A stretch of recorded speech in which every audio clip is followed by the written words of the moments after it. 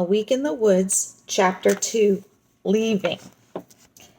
Mark Robert Chelmsley watched from a third-floor window as Leon and Anya packed the last few boxes into the trunk of the long black car. This is so stupid, he thought. It's not like we're really moving. We're just leaving, which was true. The large brick house in Scarsdale, New York, hadn't been sold. Everything was just staying as it was. All the furnishings, all the electronics and appliances, even the china and the silverware, all staying put. Mark's parents had decided it would be good to have a place so close to New York City, so we're going to keep the house. And the new house? Simple.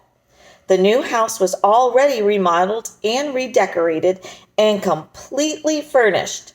Everything brand spanking new, except for the antiques. This move, there'll be nothing to it. That's what Mark's mom had said, and his dad had nodded and said, piece of cake. Easy for them to say, thought Mark. They're not even here, which was also true. Mark's parents, Robert and Eloise Chelmsley, were running a stockholders meeting in San Francisco. Friday, February 13th, his dad had said with a shrug, we promised we'd be there. There's nothing we can do about it, Mark. It wasn't that Mark Chelmsley didn't care about his son's feelings, because he did. He cared deeply. He could see Mark was upset. But he also thought Mark was old enough now to understand that business is business and a promise is a promise. Plus, he had the nagging fear that Mark wasn't learning to be tough enough to handle the enormous wealth and responsibility he would inherit one day. With another shrug, he said, these schedules get set a full year in advance, Mark. One-shot deal. And the people who own 65% of the company have to be there. And that's your mom and me. And that's why Leon and Anya had been left in charge of the move. Mark's mom always told everyone that Leon was their handyman. And she said that Anya was her housekeeper. Mark knew better. Leon and Anya were babysitters for him. The Russian couple had been hired 5 years ago. And since then, his parents had been free to travel as much as they needed to, which was almost all the time. Once it was clear there was nothing he could do to stop the move, Mark had declared that he wanted to take everything, all his stuff. He didn't want a new room in a new house. He wanted things to be the same. Same bed, same desk, same bookcases, and curtains and carpet, everything. Mark's dad had shouted, "That's ridiculous!" But his mom had patted her husband's arm and said to Mark, "Dear, I don't think that'll be a problem. That'll be just fine." Then to her husband she said, "Don't you think that'll be all right, Robert?" Nodding slowly and smiling ruefully, Mark's dad said, "Sure. Didn't mean to yell about it. Whatever's going to make everyone comfortable is fine with me." So Mark had spent his last week in Scarsdale sleeping in one of the third-floor guest suites, and a team of professional movers had disassembled Mark's room. They took everything. And now it was time to actually leave. All Mark and Anya and Leon needed to take were 2 computers, 4 or 5 boxes of food, and some clothes. Anya called from the hallway, "Mark, please come down now. It's time to go." Mark called back, "In a second," but he didn't move. Mark's face felt hot, and he swallowed to fight the lumpy feeling in his throat. He had lived here for almost 3 years, and he had made a couple of good friends at Lawton County Day School. He'd grown a couple of inches and had added some muscle to his wiry frame.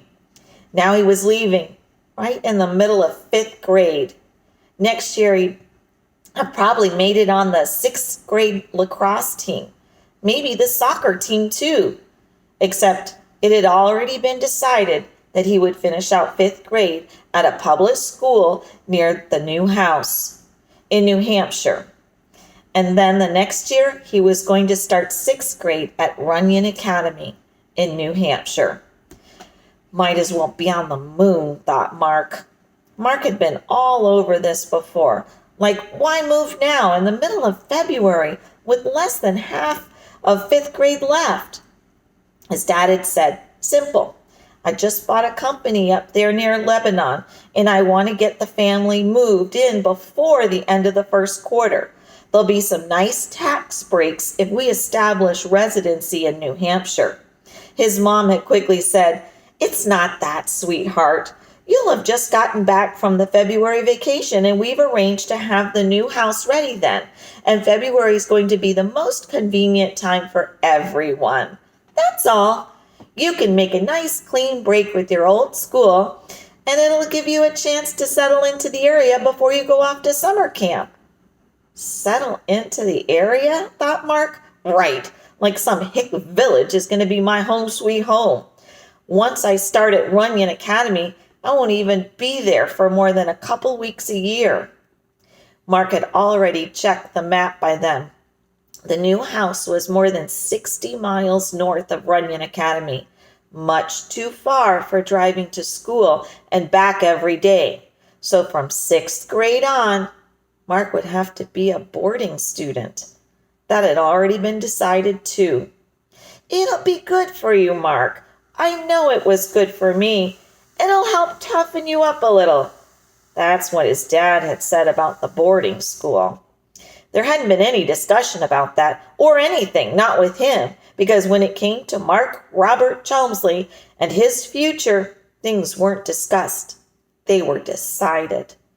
It was Leon calling him this time. Mark, come, please.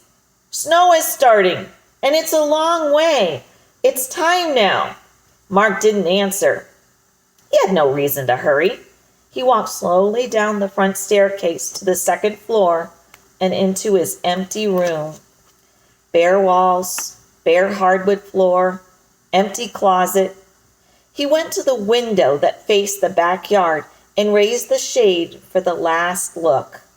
He pulled in a deep breath through his nose, trying to imprint the smell of this room, this house, these years, trying to burn it into his memory.